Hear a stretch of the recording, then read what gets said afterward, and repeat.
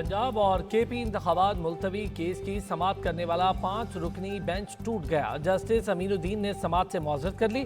कहा, जस्टिस काजी फाइज ईसा के फैसले के तनाजुर में केस सुनने से मुआज़रत करता हूँ। केस की समाअत मौखर, केस में नया बेंच तश्कील दिया जाएगा। वज़ीर दिफा ख्वाजा आसिफ ने कहा, सुप्रीम कोर्ट का बेंच टूटने का मतलब है सब ठीक नहीं चल रहा। सुप्रीम कोर्ट को आइन की हिफाजत की खातिर मुत्तहद नजर आना चाहिए। बदकिस्मती से तमाम इदारे इंतशार का शिकार हैं। चाहते हैं सुप्रीम कोर्ट से दरारें खत्म हो। सुप्रीम कोर्ट खुद को सियासत की दलदल से महफूज रखे। अदलिया अपने कंडक्ट और फैसलों से पहचानी जाती है। इंसाफ के पलड़े बराबर हो तो तारीख याद रखेगी।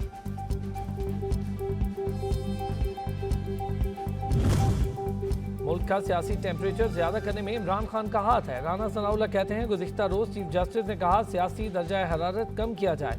मामलात की बेहतरी के लिए डायलॉग की जरूरत है। हुकूमत, अपोजिशन, एस्टेब्लिशमेंट, अदलिया डायलॉग में शामिल है। दहशत गर्दी आउट ऑफ कंट्रोल हुई और न होगी।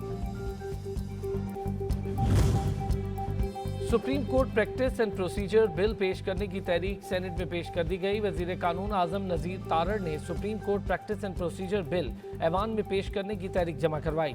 इजहार ख्याल करते हुए आजम नज़ीर तारड़ ने कहा, सुप्रीम कोर्ट के तमाम जजेस बराबर हैं। इदारे को मजबूत करने के लिए शख्सियत को मजबूत करने के बजाय निज़ाम को मजबूत किया जाए। वज़ीर ख़जाना इसहाक डार ने फैसल जावेद को मईशत पर मनाजरे का चैलेंज दे दिया। कहते हैं, फैसल जावेद ने अपनी तकरीर में दोनों अदवार के मवाजने की अच्छी तजवीज़ पेश की है। 2018 में मईशत क्या थी और 2022 में क्या रही और आज क्या है, मवाजना किया जाए। चेयरमैन सेनेट मनाजरे के लिए अगले हफ्ते कोई दिन मुकर्रर कर लें।